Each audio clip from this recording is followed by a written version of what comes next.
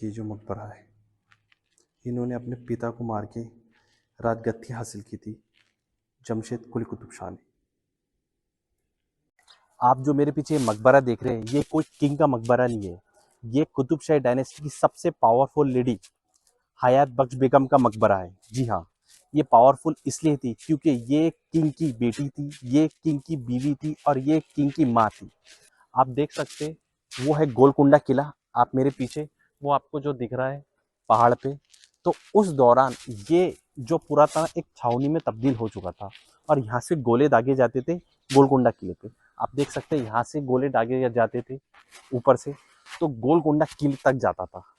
तो ये उस वक्त काफ़ी नुकसान हुआ इस कुतुब शाही डायनेस्टी के ये टॉम्स का, और उस वक्त ये एक कैंप बन गया था। फिर बाद में औरंगजेब ने कुतुब शाही डायनेस्टी को हरा दिया और यहाँ का पूरा जो राज है निज़ाम के हाथों में दे दिया।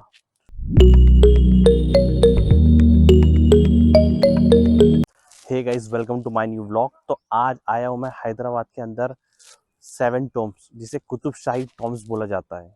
वैसे ये 7 टॉम्स नहीं, बहुत सारे टॉम्स है, मस्जिद है, मकबरे है, मगर 7 टॉम्स से जाना जाता है।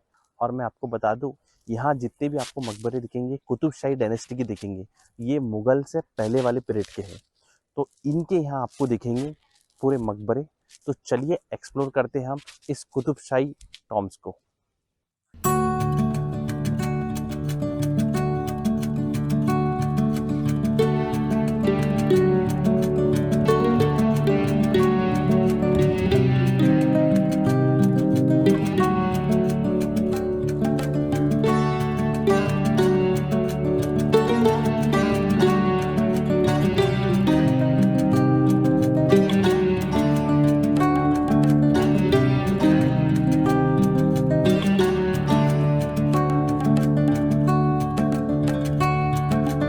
दोस्तों, ये जो आप मकबरा देख रहे हैं मेरे पीछे, ये फाउंडर थे कुतुब डायनेस्टी के, सुल्तान कुली कुतुबुल मुल्क। इन्होंने, इनका जो टाइम पीरियड था रूल करने का 1518 से लेके तो 1543 तक था। जी हाँ, और ये फाउंडर थे कुतुब डायनेस्टी के। तो इनका मकबरा हम अंदर जाके एक्सप्लोर करते हैं, चलिए मेरे साथ। दोस्तों, अंदर आने के बाद हमें काले पत्थर की मज़ार नज़र आती है और ऊपर आप देख सकते हैं कितनी खूबसूरत ये डोम है और आसपास कितना अच्छा काम करा हुआ है। मैं आपको बता दूं, अंदर आने के लिए 2 दरवाजे और एक रोशनीदार मकबरा है सुल्तान कुली कुतुबुल मुल्क का। तो दोस्तों, कुली कुतुब मुल्क का जो मकबरा है, वहाँ से निकले बाद हमें बहुत सारे कब्रें नज़र आती है। आप देखिए, तो ये सारे जो कब्रें हैं, ये उनके जो करीबी जनरल्स थे, उनके फिजिशियंस थे, उनके जो सिपाही थे, एकदम जो करीबी लोग हैं, उनके आपको यहाँ कब्रें नज़र आएंगी। देखिए आप, वो उनके बेटे जमशेद कुली कुतुब शाह की टॉम है। इससे ये जो देखेंगे आपको, ये इनके जमशेद कुली कुतुब शाह के बेटे, जो कि इनका नाम था सुभान कुली कुतुब शाह। ये आप देखिए, ये इनकी, इनके पीछे ही है टॉम, जो कि ये दादा की, ये पोतरे की और वो बेटी की है। ठीक है, अब हम जाने वाले हैं अगली टॉम पे, चलिए वहाँ। दोस्तों, ये जो मकबरा आप मेरे पीछे देख रहे हैं, ये जमशेद कुली कुतुब शाह का। इन्होंने अपने पिता को मारकर गद्दी पे राज हासिल किया था। जी हाँ, और इनकी डेथ कैंसर से वजह से हो गई थी। तो अंदर चलते, इस मकबरे को हम एक्सप्लोर करते, चलिए मेरे साथ। ये इस तरीके से बना हुआ है, ये इनका मकबरा है। इस तरीके से ये बना हुआ मकबरा है, देखिए आप, बहुत खूबसूरत लग रहा है।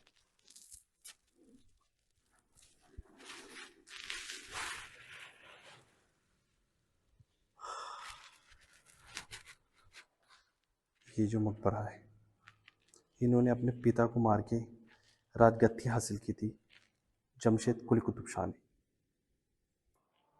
दोस्तों, ये जो मकबरा है, ये मकबरा है इब्राहिम कुली कुतुब शाह वली का। इन्होंने शासन किया था 1550 से लेकर 1580 तक। ये भाई थे जमशेद कुली कुतुब शाह के।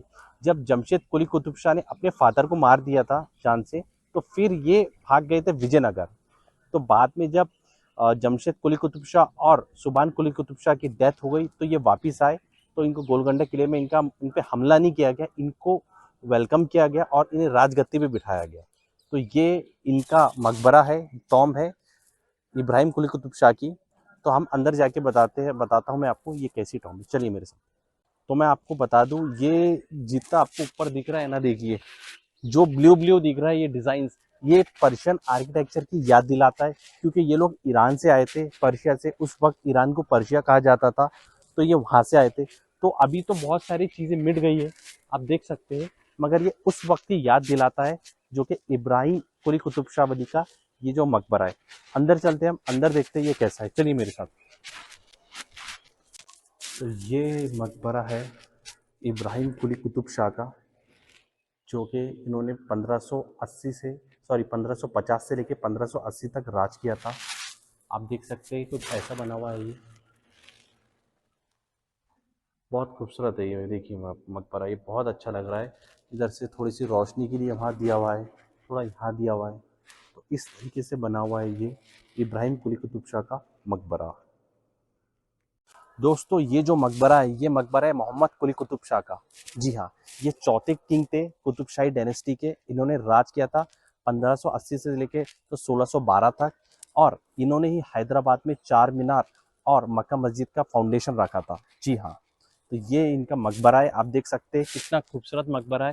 आप वहाँ देखेंगे फूलों की कारीगरी की गई है आप बीच में, क्योंकि ये लोग पर्शियायन ईरान से आए थे।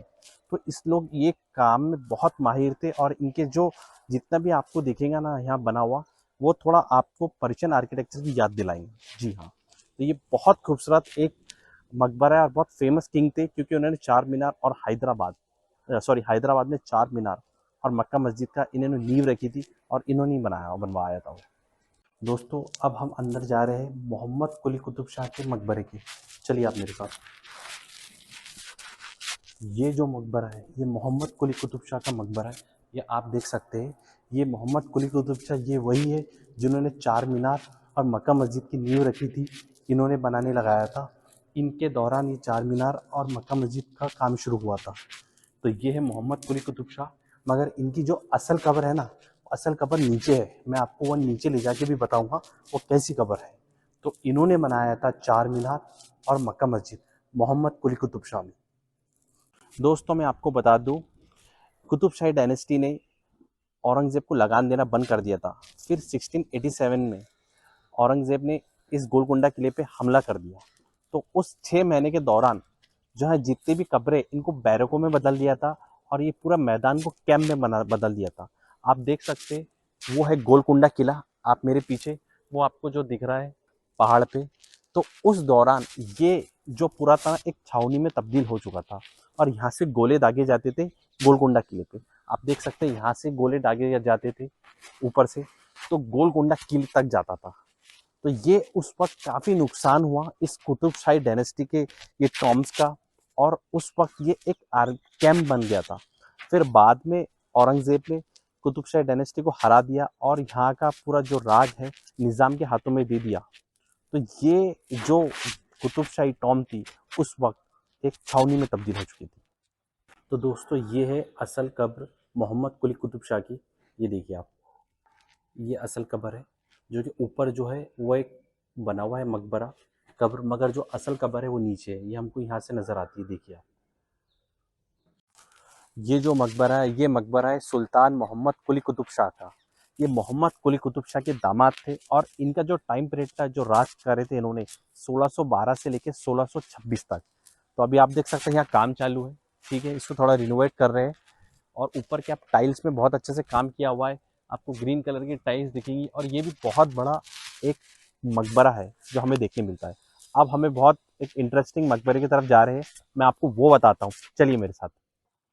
आप जो मेरे पीछे मकबरा देख रहे हैं ये कोई किंग का मकबरा नहीं है, ये कुतुब शाही डायनेस्टी की सबसे पावरफुल लेडी हयात बख्श बेगम का मकबरा है। जी हाँ, ये पावरफुल इसलिए थी क्योंकि ये किंग की बेटी थी, ये किंग की बीवी थी, और ये किंग की माँ थी।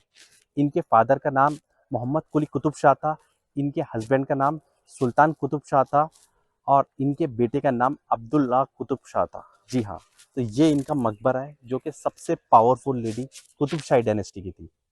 तो दोस्तों ये जो मकबरा, ये हयात बख्श बेगम का मकबरा है, आप देख सकते हैं। ये बहुत पावरफुल लेडी थी, मैंने जैसे आपको बताया। ये एक किंग की बेटी थी, एक किंग की बीवी थी और एक किंग की माँ थी। तो सोचिए, ये कुतुब शाही डायनेस्टी की सबसे पावरफुल लेडी का मकबरा आप देख सकते हैं। ये है हयात बख्श बेगम का। और ऊपर से आप देख सकते हैं कितना बड़ा और कितने अच्छे से इसके काम किए गए, आप देख सकते हैं। ये आपको याद दिलाता है पर्शियन आर्किटेक्चर। मैं आपको बार बार पर्शियन आर्किटेक्चर बोल रहा हूँ क्योंकि ये पर्शिया यानी ईरान से आए थे, तो आपको उसकी झलकियाँ देखने मिलेंगी, आप देख सकते हैं। तो ये बहुत खूबसूरत एक मकबरा है हयात बख्श बेगम का। ये जो आपको मैंने मकबरा बताया हयात बख्श बेगम का, तो यहाँ आपको एक मस्जिद भी दिखेगी। देखिए, ये एक मस्जिद है, छोटी सी एक मस्जिद बनी हुई है। ऐसे बहुत सारी मस्जिद है यहाँ। और यहाँ आपको एक हौज दिखेगा, ये देखिए कितना खूबसूरत हौज है, यहाँ वजू करने के लिए बनाया गया था। दोस्तों, आपको ये मेरे पीछे अनफिनिश स्ट्रक्चर जो दिख रहा है, ये बनाया गया था अब्दुल हसन तानाशाह जी के लिए। जी हाँ, पहले के लोग मरने से पहले अपना मकबरा बनाते थे, मगर क्या हुआ ना, उस वक्त मुगल आर्मी ने इस पे अटैक कर दिया, गोलकुंडा पे, और अब्दुल हसन तानाशाह जी को अपने साथ दौलताबाद लेकर चले गया। और फिर बाद में उनकी वहीं मृत्यु हो गई और उनको वहीं दफनाया गया। तो ये अनफिनिश स्ट्रक्चर है। तो अभी हम अंदर जाता हूँ मैं अंदर, मगर यहाँ एक मकबरा है, कब्र है, वो किसकी है वो बताता हूँ अंदर जाके, चलिए मेरे साथ। तो दोस्तों, ये जो आपको कब्र दिख रही है, ये कब्र है अब्दुल्ला कुली कुतुब शाह के दामाद निज़ामुद्दीन की। जी हाँ, ये निज़ामुद्दीन की आपको कब्र दिख रही है। और ये इसके बाद इसको फिनिश नहीं किया क्योंकि इतना बड़ा उन्होंने जब मकबरा बना लिया था तो इसको खाली तो छोड़ नहीं सकते थे। फिर बाद में ये निज़ामुद्दीन जो है, अब्दुल्ला कुली कुतुब शाह के जो दामाद, उनको यहाँ दफनाया गया।